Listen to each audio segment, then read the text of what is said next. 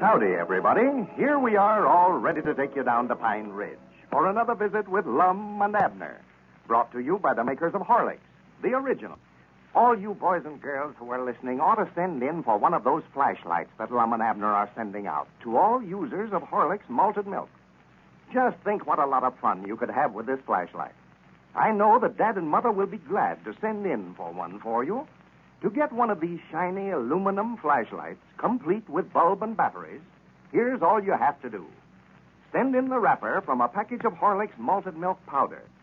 Remember now, boys and girls, must be a wrapper from a package, any size package, of Horlicks malted milk powder. You can't use wrappers from packages of Horlicks tablets. Well, write your name and address on the back of that wrapper and send it, along with 10 cents to pay for packing and mailing your flashlight, to Lum and Abner, care of the station to which you are listening. You got that? Then, Lum and Abner will send you one of these handsome and powerful flashlights, complete with bulb and batteries. Ask Dad and Mother to send in for your flashlight right away, tonight, before they forget it. You can get Horlicks malted milk powder, either natural or chocolate flavor, at your druggist, if you don't already have a package in the house. And now, let's see what's happening down in Pine Ridge. When Lum conceived the idea of having Abner pretend that he'd been in an automobile accident to gain his wife's sympathy and get him back in good graces at home, little did he realize that he would have to do the work for both of them at the office. So as we look in on Pine Ridge today, we find the old fellows down at the empty store building. Lum is busy going through today's mail, while Abner looks on. Listen. Wish I could help you there, Lum, but I can't do nothing with these arms in a sling this way. Yeah, of all the things we could have thought up to have wrong with you, we had to make out like your arms was broke. Yeah. I've got to do all the work, and you just sit around and take things easy. Well, now, it was your idea. You was the one that had the idea for me to make out like I'd been hit by an automobile. Yeah, well, if I'd have known I was going to have to wait on you hand and foot, I never would have thought of it, neither. Yeah, well, it ain't no use to argue about it now. We've done told Elizabeth that they's broke, and we got to keep on making out like they are. Yeah. If she ever was to find out that we just made that story up, why, ain't no telling what she would do. About whip us both, that's about what she'd do. Yeah, maybe you better keep your arms in a sling for a while yet, anyway. Yeah, sure. See, I just figured at the time, if we made out like you were serious hurt, Elizabeth would get to feeling so sorrowful for you, she'd make up with you. Well, she did. She did. It worked all right. Yeah, I know, but I never stopped to think that it'd take 3 or 4 weeks for your arms to get well. No. Well, I never neither. She'd be mad enough to bite if she knowed we'd been fooling her, wouldn't she? Me. Well, of course, she'd be mad over that, all right. But if she knowed that she'd been waiting on me, feeding me and all that, and me just laying up there in bed when there weren't nothing wrong with me, she'd just about pull that house down right on top of it. Well, I can tend to the matrimonial business and sending out these flashlights, all right, but Granny's, I want you to have them bandages off of your arms there by the time we get the store opened up. I ain't going to wait on all the customers by myself. I can tell you that right now. Yeah, I was just thinking last night, Lum, if they don't get well by the time we open up the store, well, maybe I could just be the president, and all I'd have to do is just sit around and sort of boss things. Be the president? Yeah, I could be the president of a new store, you know, even if my arms was still broke. Abner, have we got to have another argument about who's going to be the president?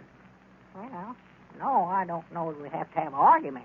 Well, good. I'm glad to hear it. All we got to do is just decide right now that I'm going to be it, and then we get ready to open up for business, why, it'll all be settled. Mm-hmm. You've got it all figured out, have you? Yeah. Yeah, I thought that up over at the house last night. Mm-hmm.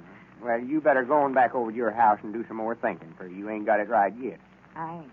I've always been president of the Jot Em Down Store, and I aim to keep on being.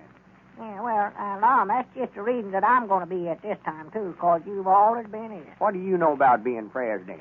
Nothing. How much experience have you had? None. Who's the best qualified for the office? I am. Well, here, wait a minute. If you're going to ask the questions and give the answers both, well, I ain't got a chance. That ain't no way to have an argument. I ain't trying to have no argument. I'm just telling you so you won't be disappointed. You may as well get that idea out of your head right now. I'll be the president. Yeah.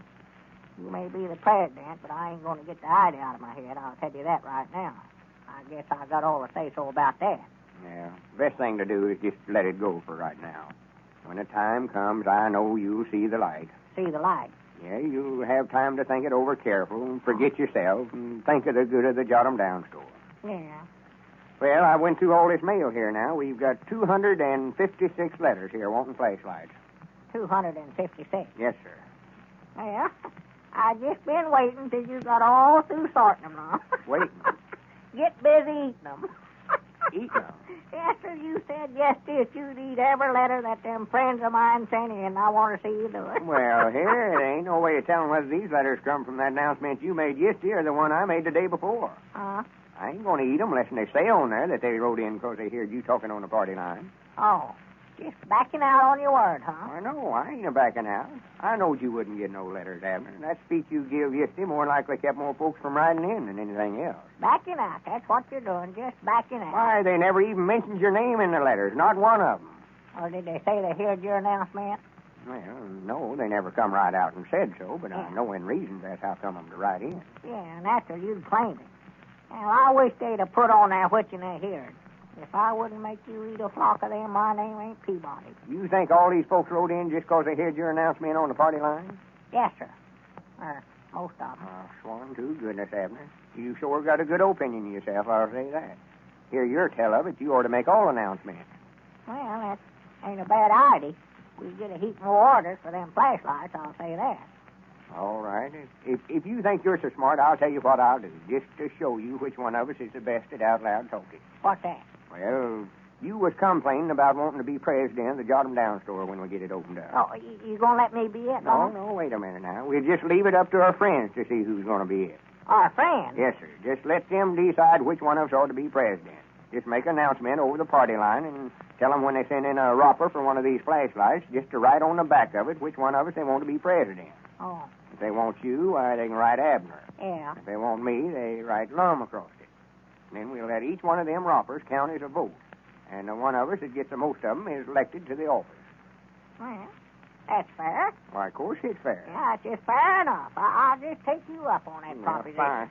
All right, I'll just make an announcement over the party line right now, then. Tell everybody about it. Well, here, wait a minute. How about me making an announcement? Well, all right, we'll both make it then. Yeah. I'll get them on the party line. Yeah, I want to be sure and remind them to vote for me. Now, wait a minute. We ain't going to have none of that going on, Abner. We'll just plain it to them and let them decide themselves which one of us they want to vote for. Ain't going to have no mudslinging in this campaign. Huh? I say we ain't going to have no mudslinging. Ain't going to throw mud at one another. Well, whatever give you the idea I want to throw mud on you anyway, for goodness sake. I never said nothing about throwing mud on me. I said we're not going to throw mud at one another. Well, how are we going to throw it at one another without getting some of it on us? We ain't going to miss every time, Lum. I know that. I can throw straight. I ain't talking about real mud, Abner. Well, I never seen no other kind. Mud's mud to me. What I mean, Abner, we don't... Wait a minute. Folks is listening. Oh. Don't get to hear us arguing about it. No. Hello? This is Lum and Abner talking. And Abner Peabody. I just wanted to tell all you folks out there on the party line that me and Abner is having a sort of a contest to see which one of us is going to be president of the Jot 'Em Down Store when we get it opened up. Yeah, vote for me. Wait a minute, Abner. Huh? When you send in for one of these flashlights we're giving away, be sure and write on the back of the wrapper which one of us you want for president. Yeah, me. If you want me, why, write Lum. And if you want Abner, write Abner. But if you want me, write Lum. Peabody for president. Vote for Abel Abner. Recollect, we're leaving it up to you folks out on the party line to decide which one of us gets the office. We just leave it to your good judgment to see that I get elected. And don't forget that I got both arms broke. I'm pitiful. Goodbye. Well, for goodness sake, Abner. Uh, Appeal into their sympathies. If I catch you pulling a stunt like that again, I'll fix you to where you can call them up and tell them you got your neck broke, too. well, I just want to get all the votes that I could. Yeah, you store into them when you done it, too. Huh? Your arms ain't broke, and you know it. Why, Oh, no. That's right. I forgot about that. If you're going to start running things that way, I'll get out here and get me a campaign slogan and go into this thing right. Well, I just thought we wanted to get all the votes we could for it. Well, that's all right. I'm going to get out tomorrow and stump speech the county. And I'll get out and stump speak the county, too, then. That's just what I'll would do. be a good campaign slogan. Let's see. Abel Abner, the people's fearless protector. I don't get it. I know that's what I'll do. That's my old constable slogan. Wait a minute. There's our ring. Huh? I bet it's somebody calling up right now telling me they're going to vote for me. Yeah, if it is, I'll cut them wires. Hello? Huh? Oh, yeah. Yeah, he's here. Just a minute. Wait a minute, Elizabeth. It's your woman, Abner. Oh, you'll have to hold the receiver up to my ear now. Oh, for goodness sake. Hello? Oh, I'm feeling all right. You done what? Oh, my goodness, I wouldn't have did that, Elizabeth. Yeah, but I just wouldn't have did it. Oh, my goodness, What's the matter? What's the matter? Why, Elizabeth has found that accident policy of mine over at the house, Lum, and she's put in a claim for me having both my arms broke. Oh, well, tell her not to do that, Abner. Tell her that your arms ain't broke. Tell her the truth about it. They can get you for obtaining money under false pretense. Yeah, but Elizabeth will get me for something a whole lot worse than that if she finds out that my arms sure enough ain't broke. Well, Abner will be pitiful if his wife finds out that accident was a fake.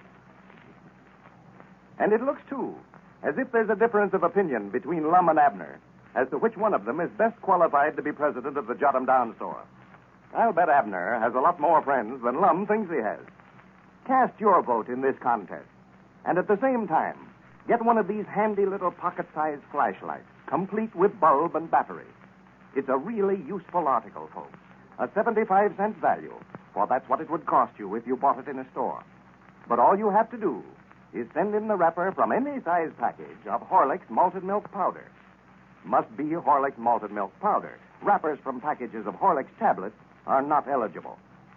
Write your name and address on the back of this wrapper and mail it, enclosing 10 cents to cover the cost of packing and mailing your flashlight, to Lum and Abner, care of the station to which you are listening. And send in your request right away, folks. Do it tonight. Lum and Abner want to hear from their friends as soon as possible. This is Carlton Brickard, speaking for Lum and Abner and Horlick, who now bid you all good night and good health.